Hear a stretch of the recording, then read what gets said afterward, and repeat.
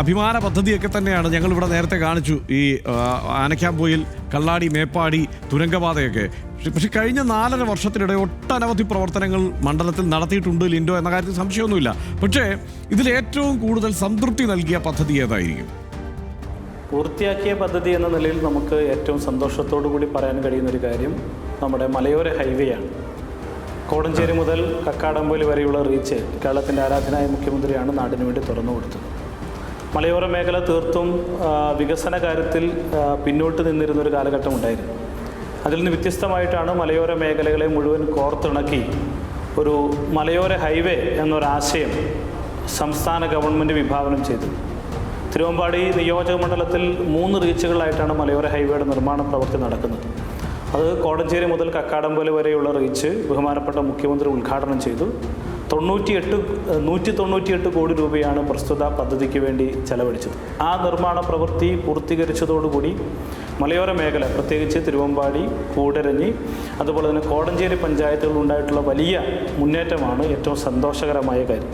അതോടൊപ്പം തന്നെ സെക്കൻഡ് റീച്ചുകളുടെ പണി മലപ്പുറത്ത് നിന്ന് കോടഞ്ചേരിക്കും, കോടഞ്ചേരിയിൽ നിന്ന് ഇവിടെ വരെയുള്ള റോഡുകളുടെയും മലപ്പുറം വരെയുള്ള റോഡുകളുടെയും പ്രവൃത്തി മലയോര ഹൈവേയുടെ ഭാഗമായിട്ടുള്ള പ്രവൃത്തി നടന്നുകൊണ്ടിരിക്കുകയാണ്. അപ്പോൾ പൂർത്തീകരിച്ച പദ്ധതി എന്ന നിലയിൽ ഏറ്റവും സന്തോഷകരമായ പദ്ധതി മലയോര ഹൈവേയുടെ നിർമ്മാണ പൂർത്തീകരണമാണ്.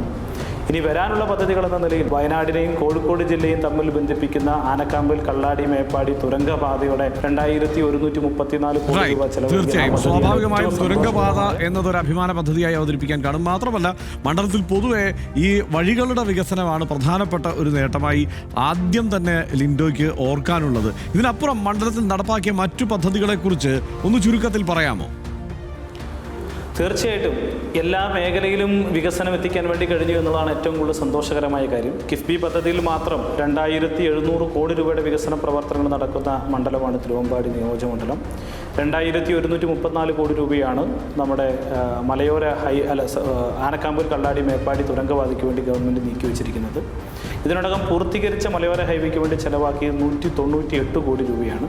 സെക്കൻഡ് റീച്ചിന് ഗവൺമെൻറ് നീക്കി വെച്ചിരിക്കുന്നത് കോടഞ്ചേരി മുതൽ മലപ്പുറം വരെയുള്ള റീച്ചിന് ഗവൺമെൻറ് അനുവദിച്ചിരിക്കുന്ന തുക, നിർമ്മാണം നടന്നുകൊണ്ടിരിക്കുന്ന റോഡിന് അനുവദിച്ചിരിക്കുന്ന തുക 48 കോടി രൂപയാണ്. കൈതപ്പൊയിൽ നിന്ന് അഗസ്ത്യമൂടി വരെയുള്ള 21 കിലോമീറ്റർ ദൂരം റോഡ് നവീകരിക്കാൻ സംസ്ഥാന ഗവൺമെൻറ് കിഫ്ബി പദ്ധതിയിലൂടെ ചെലവഴിച്ച തുക 98 കോടി രൂപയാണ്. തിരുവമ്പാടിയിൽ നിന്ന് മറുപുഴ, നമ്മുടെ ആനക്കാമ്പൂൽ, കള്ളാടി, മേപ്പാടി തുരങ്കപാത ആരംഭിക്കുന്ന മറുപുഴയിലേക്കുള്ള റോഡ് 17 കിലോമീറ്റർ ദൂരം സംസ്ഥാന ഗവൺമെൻറ് കിഫ്ബി പദ്ധതിയിലൂടെ നവീകരിക്കാൻ പണം അനുവദിച്ചത് 108 കോടി രൂപയുടേതാണ്.